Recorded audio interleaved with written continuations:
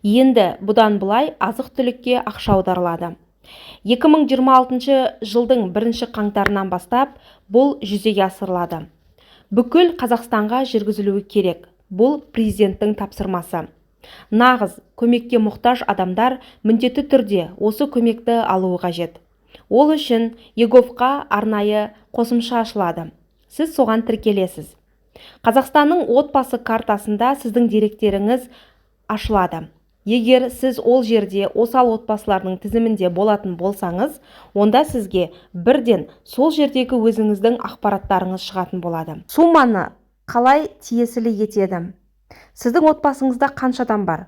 Сол адамның санын бір айлық есептік көрсеткішке көбейтеді. Яғни, сіздің отбасыңызда 6 адам бар, айлық есептік көрсеткіш 2026 жылдан бастап 4000 теңге болады.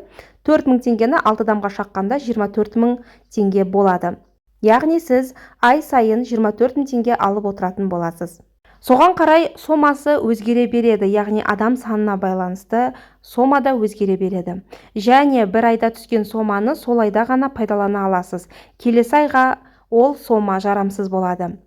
Бүгінде 284 мыңнан астам атаулы әлеуметтік көмек алушы мемлекеттің қосымша көмегіне ие. Министрліктің айтуынша, ваучерге аударылған қаражат тек бір айға жарамды. Егер азық-түлік алмасаңыз, ақша жойылады. Қысқасы, ол келесі айға көшпейді.